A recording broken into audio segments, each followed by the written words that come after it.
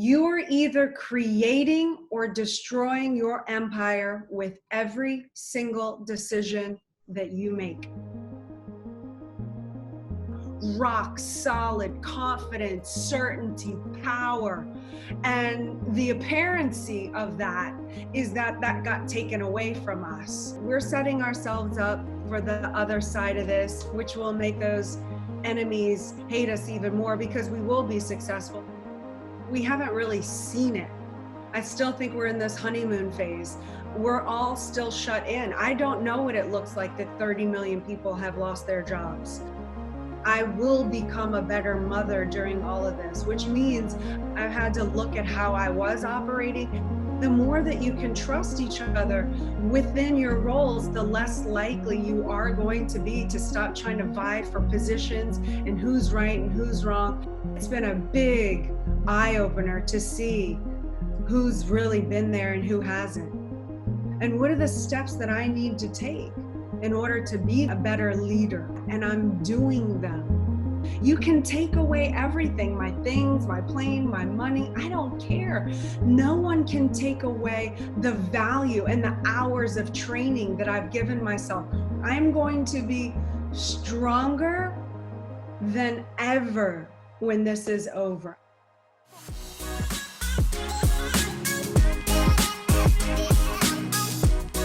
So Elena, thank you for coming on the podcast. Oh, thanks for having me. What a pleasure. No, thank you. So for my listeners and viewers, you're a Hollywood actress and model, voted top 100 ever by Maxim, a very successful businesswoman that's been featured on top influencers on Forbes, a public speaker, and author of the best-selling book, Build an Empire. Much, much more. But thank you and welcome to the podcast. Oh, wow. Thanks for that awesome intro. It's always nice to be reminded. Thank you. No, that's definitely good. So look, I want to paint the picture because we've been through some difficult times recently. Obviously, we're still going through it at the moment. I want to take you back to the 10X conference when you know, in Las Vegas, 13,000 people sold out. You were on stage, did an amazing performance. Mayweather, Usher, 21st of February, roll on a month. We're in March and this virus comes out of nowhere. Just talk me through the massive change that you've seen happening just within that short space of time. Well, it's incredible. That 10X GrowthCon was the fourth and by far the best. Every year they just get more and more powerful. And so we were on a total high coming from this event, super geared up from all of the activity and action. We were supposed to be away on a 2-month project, and then after, which would be now. And then at the end, May 31st, was going to be the end of that project and the start of our 50-city American tour for 10X. So we went from like all gangbusters, all missions aligned to everything came to a halt, everything is stopped. Now we've had to reposition and redirect ourselves and figure out where to focus, what to put the attention on, how to take care of the company, of the real estate, of everything, how to set ourselves up for the other side of this, being bigger, badder, stronger, more unstoppable, how to keep ourselves focused through these uncertain times where I don't care who you are. And I have talked to hectamillionaires, CEOs of companies since this has happened. And I don't know one person that hasn't been affected by this, who hasn't felt a gut punch from this. And just the anxiety of not knowing the market, not knowing what's to come is stressful no matter who you are. So we have now had to figure out these uncharted territories, these new emotions, these new wave of emotions. You know, we were rocking on rock solid confidence, certainty, power. And the apparency of that is that got taken away from us. And now I realize that is just an apparency, but it's hard to not get sucked up in it with all the uncertainty going around. So now we've had to just sort of reboot, like everyone else, and restructure ourselves, our operating base, and our organization to find ways to give ourselves confidence and certainty, and take all the actions necessary to prepare ourselves for the future so that it is more stable than just being effective at all. So that's what we've had to do. That's how we've had to shift, adjust, counter, and so that's been our saving grace, is actually mapping out a plan of actions that we need to do to get the course set for long-term stability, not just the apparency of what's occurring right now. Yeah, and to be honest, when I spoke to Grant, and this would have been probably like a week after shutdown, when he was away at the church, and he was staying and he was away from you at the time. And I can remember him just talking about action, going to zero. And after that interview, a lot of people were messaging me, what does it mean zero? I said, it's the mindset of just going at it. And me and Grant talked about some stuff. Basically, you know, when you release stuff, you get a lot of negativity. There's a lot of people speculating and saying, oh, redundancies. But as a business, you've got to do it to maneuver through this, right? Mm-hmm. 1,000,000%. We've had to do the same thing. And, you know, unfortunately, only the few real business owners, entrepreneurs will understand what someone in our situation must do and must make those difficult decisions in order to preserve the longevity of the current staff, and then ultimately the growing staff. Certainly we want to have employees by the thousands. That's where our vision is. That's the growth. That's where we want to go. We want to expand in the empire. So when we have to make a decision to retract and do let certain people go, that protects the company, the organization, the viability, and then we can maintain who we have and then build out as this thing opens up. But a lot of people who don't understand the intelligence behind that, and the will and the strength that it takes to actually not care what you look like in order to protect the greatest number of people involved, including our investors, the staff, you know.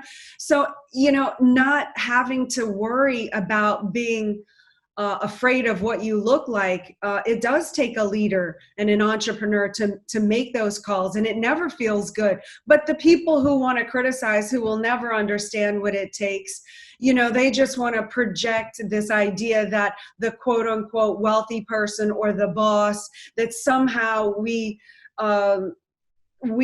actually receive pleasure from having to let people go, and don't see the other side of it. So, you know, it's actually navigating the waters, and we're setting ourselves up for the other side of this, which will make those enemies hate us even more, because we will be successful and we will hire people again, and we'll hire even more than we had, and we will hit our numbers, because that's how we're designed and set up to do. We've put in the discipline for this exact moment since it happened to us the first time in 2008. The only difference is now is that we are stronger and more prepared than we ever were in 2008. So I have no doubt we're not going to get through this and get through it well. Yeah, and touching on 2008 and 9, because obviously, you know, I've watched your story and listened to it. You know, you talked about being prepared. Seriously, has this just took you off guard a little bit? Because, you know, I've been through 2008 and 9, and it makes you really, really paranoid about making sure everything's ready and you're prepared for a big shock. I mean, was this something like, you know, even you couldn't even predict, even prepare for? Because it's difficult, isn't it? A lot of business owners just didn't see this coming. No, no one, not one person I have talked to predicted this or could have predicted this, like a global shutdown. Like it was unfathomable. And I have an amazing imagination and ability to predict futures. I mean, mock up futures. Like I can't predict the future, but I never even figured out a worst case scenario for that. However, with that being said, Grant has set us up to be in the situation where we are prepared for it now, because he has been talking about another economic collapse coming for a long time.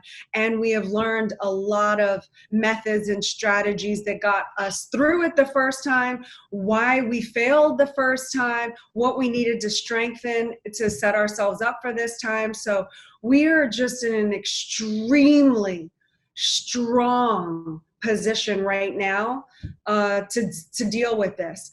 With that being said, it's still difficult, and we still have felt the impact of the blow. Everyone is going to experience this Category 5 hurricane. Everyone's going to have to do damage control and whatnot. But we have structured ourselves and set ourselves up to be in a Category 5 building, to be able to withstand it better than maybe someone who wasn't prepared for this and hasn't been working the last 10, 12 years to fortify themselves. Yeah, 100%. And like you said, there is something feels like it's going to come after this, because obviously a lot of the government, especially in the UK, have propped up the economy and kept it going, where really, you know, it could have all blown down. And a lot of people, even smaller businesses, would have taken a massive hit. So is that what kind of thing you're talking about? Maybe the ripple effect from actually doing this? I mean, I still think we haven't felt what this really means and how it's really affected us. I still think we're all, even though we have imaginations and we don't know, but we haven't really seen it.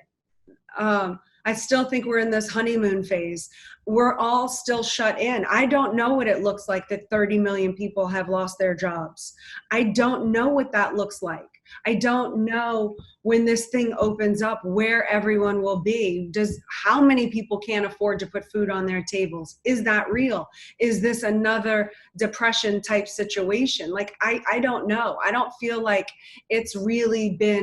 we've really been hit by that full impact yet. And what happens when the next round and the next round of that money finally is gone and there is no more? Like, I mean, it's just we're too early to really see it. But yes, I agree with you. I think the small businesses and the people who don't know about massive action or follow up or how to be creative or anything that Grant has been talking or preaching about in the last decade, they don't stand a chance. So they will have to figure out how to reinvent themselves, or another market to go into, or another job line, because they won't survive. And that is the truth of it. 100%. And like you said, 2009, you know, we all went through that, and some of the listeners might not have gone through that. And I keep talking about podcasts, be prepared. Obviously, we don't knew this was going to come, but the next thing, the recession is going to come, so you got to be prepared, because you're going to get wiped out. But looking at that, you know, you talk about building an empire, and obviously, you know, 10x is about growing and growing and growing. Do you think we're in the phase now you've got to roll up your sleeves and just get on with it, you know, or do you still have that vision of keep building and building? Where do you stand in that, in the empire building?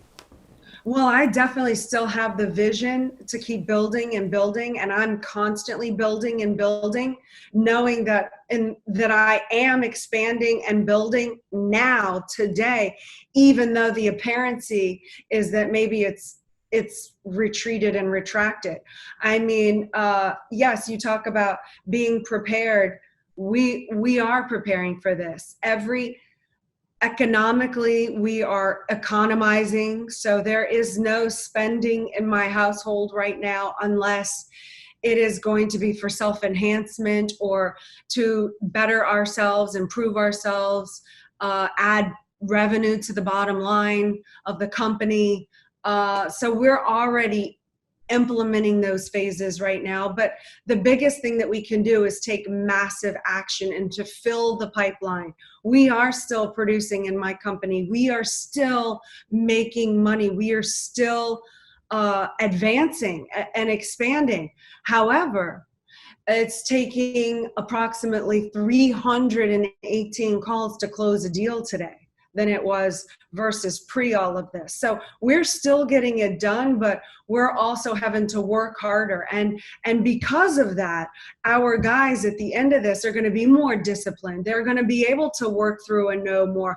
These guys are meeting themselves and in an environment that is extremely difficult. So when this thing all opens up, who knows, a year, two, whatever it is, these guys are going to be assets.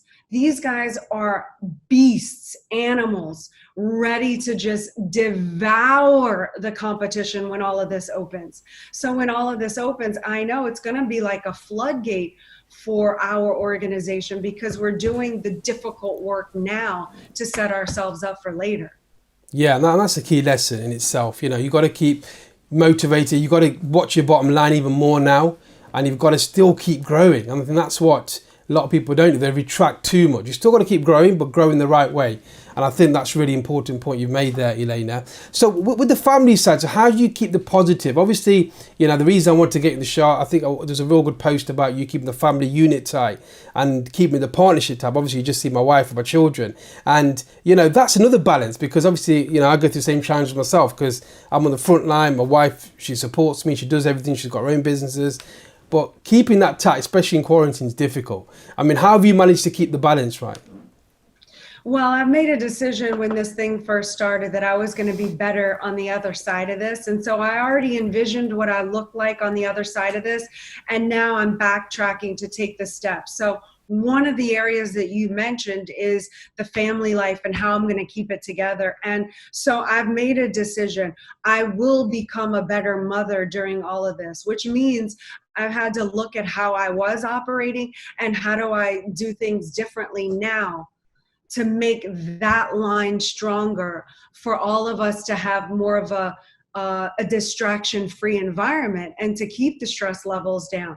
So I've had to make personal sacrifice. I can only speak for myself. I've had to make personal sacrifices, which means I haven't hit certain deadlines professionally that I've wanted to, because I am able to observe and recognize when I need to put more time into the relationship with the kids and when they really need me, and then how to figure out how to keep them occupied, give them a purpose. I've just brought 2 new kittens into the house. Kittens are normally a liability in our house. We travel. My husband and I don't want pets. We've been on the same page about this for a long time. But I've looked at this time and the importance of giving kids a purpose. They need a purpose. And it had been too long for them not to have a purpose. Now they're occupied. These kids and the kittens are like therapy. There's so much love that's been brought in during this quarantine. I had to find ways to keep these kids occupied and with a purpose, and their attention focused on something other than their boredom. And so, I've had to find creativity and use imagination on how I can make this work for all of the family members involved, not just what was best for Grant and myself. So these liabilities, I've learned how to turn those into assets for the family. And so, just introducing different elements like that. And then Grant, I have had to make a conscious decision to be nice to him, because I'm stressed out too, and he's stressed out, and the little stuff blows him up. It bothers him to come home now and see my work now on the bar when he comes home. There's a bar in our family room area and so it bothers him to see all of my stuff there. So I've had to make a conscious effort not to snap back when he snaps at me, because he's irritated that he doesn't have the way things were. And the way things are different. And I don't know if it's going to be a permanent thing, probably not. But I've also had to make a conscious effort to clean up after myself, to make it easier for him to deal with the stresses that he's had to deal with. And so there are changes, and you just have to accept that life is different. Right now, it is not the way it was. There will have to be changes made, and the sooner you can accept that you need to change and adjust and figure out how to make your problems solutions, the easier it's going to be on everyone. But if you have these fixed ideas of the way things were, you're going to have a lot more stress in the environment. Yeah, and also you can pull back on your old experience of 2008, 2009, remind yourself that you can get through this. And that's why we talk about mentors, and Grant does mentoring as well. It's important to have the right advice and the right person to take you in the right direction, because if you get the wrong advice at this time, it's going to take you the opposite way, which is going to work against you, right? Because there's so much negativity out there. 1,000,000%. 1,000,000%. So, especially in the partnership role, you really have to wear your role in the relationship and operate in spite of the difficultiness. And you actually can use this as an opportunity to fortify. And even though things might appear to be a little more difficult between the two of you now, and certainly Grant and I have also had our own challenges during this period, and they do seem harder and more difficult, but it's also an opportunity for us to, wow, you know what? Maybe I've let not communicating about this particular area go on a little too long because things were running well and smooth and I was trying to make things work. But now maybe this opportunity is an opportunity to, like, you know what? Now we have the opportunity to tweak this and make this area a little bit better. And even if it doesn't appear to be like perfect right now, at least you're on the road to sorting it out. So it is about a mindset. It is about looking at how to turn every liability into an asset, how to turn what could seem like a disadvantage right now into an opportunity to fortify as a couple. As long as you have the trust in, anything can be worked out. The trust and the respect and the willingness to stay in love as a couple. And when that leaves, that's a whole nother set of problems that I'm sure we don't want to discuss on your business show. But yeah. But I think there is a link to business, and obviously a lot of entrepreneurs, the partners are bought into it. And the relationship side, I think, is quite fascinating, because especially now when you're having to live together, stay together, it's more now important than ever to make sure you've got that tight bond. Because if you're both stressed, nothing's going to get achieved, right? So I think it is an important link to business and relationships. Well, to me, I think it all starts in the home. And if you're out creating all day on your businesses and you come home in the end of the day and you start tearing each other apart, you're not really going to advance really far as an empire that grows together. So I agree with you. I think it comes from the home, and being able to use this opportunity to sort out your roles and who does what, and really trusting each other to do what their role is, and not trying to continually bypass them or question the decisions that they'd made, like kittens. Grant hated it. But in the end, I think he will see, and they're growing on him. But I use that as one small example because that's my department. I run the home. I run the feeling of the home and in the environment, not because I'm a woman, because of our strengths and our weaknesses. He runs the business. There are times when he does things in the business that I think wasn't maybe the smartest thing, or I would have done it differently. However, at the end of the day, it's important for me to stand behind his decision, because we have elected that that's the department he runs.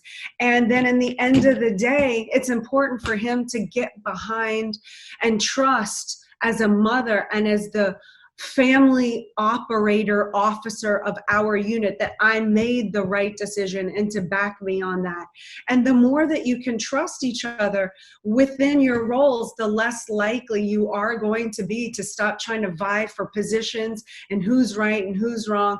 Because when you ultimately have your purpose together as a unit, where you're going and what the end product is, you can stop fighting each other over the little non-essential stuff, and really figure out how to work together to build your empire so that you can each achieve heightened success in each of your roles as a couple. I think that's such an amazing point. And I'll be honest, I struggled with that. And, you know, Me because, too. Me too. yeah, That's how I know this. I've struggled through this. I continue to struggle through this. I only speak about what I have already gotten through. However, I can't get specific right now with what I'm dealing with, because also in my book, I talk about seek your own counsel and don't talk about your problems with anyone else until you've figured them out. So I can't get into what I'm experiencing or having challenges with in real detail right now, because I'm not fully on the other side of it. But I'm not saying that you can reach a level and then all of a sudden it's perfect. I've been 16 years almost married to a man that is high powered, successful, and I'm constantly under extremely pressure situations most of the time. And even though I've gotten myself through it through this point, doesn't mean I'm not going to continually have to get through it to the next level. So I speak about this because I have been through it or am going through it myself and am trying to figure it out. And again, I've never claimed to be perfect, have the perfect relationship. I just claim to have figured a lot of things out right. And we are doing more right things than wrong things. And we have helped each other achieve heightened success. So we do have stats in that area. yeah, and it's interesting because obviously we've got children, you've got children as well. I can remember a quote that Grant put on Instagram, and I think I saved it on my thing, and it said, "The kids are watching." Watching. I knew you were going to say that. Yeah. And you know what? That for me was a bit of a game changer, because sometimes as a couple, you kind of get off track, but you don't forget now these kids are watching everything. And that quote is timely for me. And I thought, you know what? It's not always about, probably both of it's about the kids growing up. What are they seeing? And we're trying to encourage them to be confident. But at the same time, I think a lot of business entrepreneurs and couples, you've got to understand what you're doing, they're watching. So as much as you're trying to sort yourself out, you kind of bring in some people. Do you know what I mean? Do you want to explain on that quote and what your meaning is around that? Well, I 1,000,000% agree. The children know what is going on. They can perceive tone levels. They can perceive when you're upset or sad or angry, even when you try to pretend otherwise, which you should do in front of children. I'm not saying don't, they should not have access to adult problems. That should never be on their plate. So it is up to the parent to assume the responsibility as a parent to figure out and how to handle and work out situations behind closed doors and come out as a unified front, even when you're not unified. Like, even when you're not unified, that is still your role as a parent to create stability in the family unit. So just because husband and wife are going through topsy-turvy doesn't mean the kids should have access or privy to that sort of side or that aspect of things. So the children are watching, and the more responsible that you are, the more you will be able to keep that separate from your children. And I have not always been perfect of that either, but I am trying more and more and more to own my role and that responsibility. And it isn't easy. I mean, I have my personality. I now have my husband's personality, and I have 2 children and their personality and what they're going through, and at the different ages of them trying to claim self-independence and trying to give them self-independence, but within a structured guideline. And it's really not easy. It's not an easy task by any means, but if you understand your purpose and that you want to raise happy, healthy, contributing members of society for the future, what does that look like? And if you keep the big purpose in line, and if my purpose is to create a stable home, then the responsibility ultimately goes on my shoulders. I would hope Grant would assume that responsibility too, and he does. But in the end, I can't depend on that. It has to be from me. Like, that's how high level responsibility I'm willing to claim for that. Yeah, and I love the way you take the family life serious as the business life, because like you said, it is a combination of both. And we can probably do a family show together on that, because we've got similar kind of with our two daughters and obviously what we're going through. But I want to talk on the business side. Let's get on the business side and some value for my listeners. So, you mentioned about what you're doing at the moment. If you could share some tips to people now going through similar kind of things, what would you say your key tips are to get through this tough period? And you've noticed that in your businesses. We economize. I first and foremost, I've accepted where I'm at, and I've also accepted that I need to change. Number two, we're economizing. We are not spending frivolously. We are spending to self-enhance on all of the things that we need to do and become assets. So I am investing money and time and energy on myself to become better in what I do.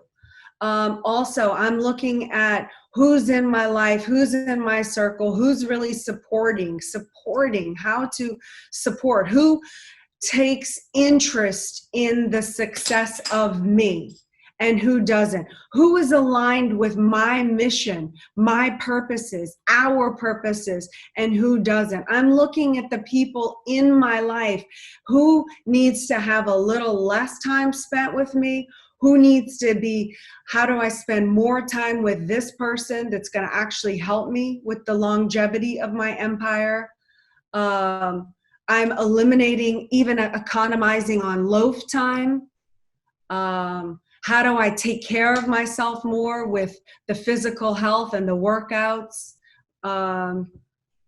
So economizing, working on self, eliminating the people that drag me down even more. And it's been a big eye-opener to see who's really been there and who hasn't. And the same, who do I support and why? What is their mission? How do I support them? How do I become a better wife? How do I become a better mother in this? How do I become a better business person, a better leader? And what are the steps that I need to take in order to be that? And I'm doing them. I'm using discipline. I wake up every single morning and my feet hit the ground right now at 6 a.m. latest, because I know I have to be strong and I have to be disciplined right now. I'm working on my book. I'm working on so many projects right now that I can't allow myself to get swept up in uncertainty, to get swept up in sadness or depression or the waves of uncertainty that come to me. I understand that it's my responsibility to be a strength and a beacon of hope for other women out there, or men, or couples. So I have to hold myself to a higher accountability level more than ever. So if anyone's looking out there, well, what can I do? Make a decision right now that you are a leader and other people can depend on you, and that you do make a difference. And if you don't know your value, write down your value. Who are you? What is your story? What do you have to contribute to the world? How do you strengthen those strengths? How do you avoid your weaknesses? And get working on yourself. There is so much to do right now. We really can't afford to be watching all of Netflix right now. However, with that being said, also find the time to create fun in your life and to lighten the mood, and use humor and fun as diffusers of the stress. And do set aside the time. Now I'm going to be ironic here, but do set aside the time to watch an episode or two of your favorite show in order to just give yourself some destimulation and some relaxation. So you have to figure out what works best for you and put yourself on a schedule so you filled up every single moment of your schedule with a plan that keeps you on track with who you want to be in the future and what your future empire looks like and who's in it, and create it now. Be it now. And then do the actions, and then have the outcome of the ideal scene that you create. Yeah, 100%. I love that. And also, don't forget, once you get through this, like you said before, you're going to be a beast. Because if you get You're through this gonna tough be a time, beast. do you know I'm what I going to mean? be an animal when this is done. I'm going to be stronger than ever when this is over. I'm going to be able to rely and have confidence and certainty in myself like nothing I have ever seen before. And that's what you want to fill yourself with. That's how you become an asset. You can take away everything, my things, my plane, my money. I don't care. No one can take away the value and the hours of training that I've given myself, or the hours and the days of discipline that I've made my hit the floor at 6 a.m. and put in the time to become better. Like all of that comes with me, no matter what people say, or the little haters, or or or or whatever, take the money, or whatever people wish to see happens to me. If their wildest dreams came true and that did happen to me, no one's taken me away from me. I earned that. That comes with me through eternity. Yeah, and a lifetime of hard work, dedication. So you mentioned de-stressing. What are you doing to de-stress at the moment? Because you have so much energy and so much drive, and I can sense that through this Zoom interview, even though we're not face to face in real life. Well, I make time. I do so many things to handle stress. Okay, first of all, I understand when I'm in stress. I'm an observer of life. I've done a lot of introspective work on myself. I start recognizing what moments do stress me out. Sometimes being around people that constantly remind me of people that say negative things about me, or they remind me of all the mistakes I've made, I know that that stresses me out. So maybe I stop being around that person so much. But I understand which stresses me out and how to prevent myself from going down that road. When I need to take a moment to walk away from a project, when I need to go take a walk or exercise, or take my vitamins, or drink my gallon of water, all these things that people think, oh, that's nothing. I do, and I do on a consistent basis, and I know that helps me. I find ways to have fun. I find ways to make my kids laugh, and to be goofy, and to be silly, and to make my husband laugh. And I find ways to create actions that I can do to keep me busy and occupy my time, to distress myself. So those are just some of the things I do daily. Like, I have to do those things, or I don't function well. When I don't work out, I don't function well. When I don't spend time on me to set aside to write on my book, so that I can achieve a goal of mine, I am stressed out.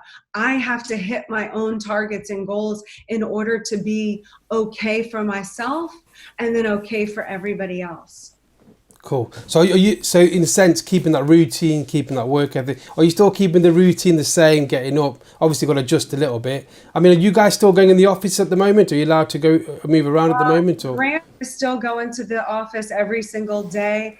We're not really allowed, so the staff hasn't been able to operate and function out of the office, but Grant has. Um, and so that's good. At least he has a space. I've been operating out of the house. So yeah, no, I've had to adjust and make changes. So, but yes, a routine is very important for me. I operate well under a routine. I have to have my to-do list. I have to have my targets and my goals. I have to be focused. When I get bored and scattered and don't really know my purpose, or I'm connected to it, I get into a lot of trouble. I get into a lot of trouble when I am bored. I will start attacking everyone.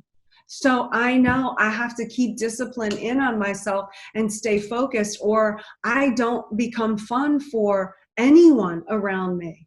And I also know that about Grant. So I have to keep him focused on his goals so that he's constantly achieving them, or I become a target to him. So it's about knowing how you function the best, and what is your stress reliever, and how do you take care of yourself and still produce. Because my stress reliever, a big part of that comes with production. That is a big structure of my happiness is me hitting targets. Like, I don't like a whole lot of loaf time. That's more stressful to me. I get bored and in trouble. Yeah, and I think that's true with it. You have to know this about yourself, but I get my rest. I make sure I'm in bed every night by 10 p.m. because I wake up early. Yeah. And I need rest. I take care of myself. And that's, Elena, such a valid point, because obviously when you're stuck in the house, if you're not busy, it's going to go, I can remember Grant saying something a while back of the white walls, watching these walls, and you've got to be able to do activity, otherwise you go crazy. And like I said, knowing yourself is one thing, but if you're stuck in the house like we are in the UK, if you're not doing stuff, you're going to go crazy. So that's such a good point. It is so great. For people like us, high energy people, you have to move. I have to be in motion. Yeah, 100%. So look, I want to thank you for coming on. I know, we could probably talk a long time about this, but I want to ask you, what's your favorite quote? What quote would you like to leave, for the listeners? Is there a favorite quote of yours? Yeah, of the favorite quote of mine, and I say it all the time, and it's in my book, and I live by this motto, is you're either creating or destroying your empire with every single decision that you make. You're either creating or destroying. I love it. That's just an amazing. Thank you. I think that's a great way to end the podcast. And thank you for coming. Thank you so much. Thank you, Elena. Really appreciate it. Have a great evening. So thank you for watching that video. If you want to see other videos and great guests, make sure you subscribe and like the video. So you can now head over to my website where you can see a bit of my story of building and scaling my businesses, and also all the free resources and tools which you can help you on your journey in your brand and your business. You can also subscribe on the podcast, so you can check on iTunes, Spotify, and other locations where you can find the podcast. And I look forward to catching you very soon. Thank you.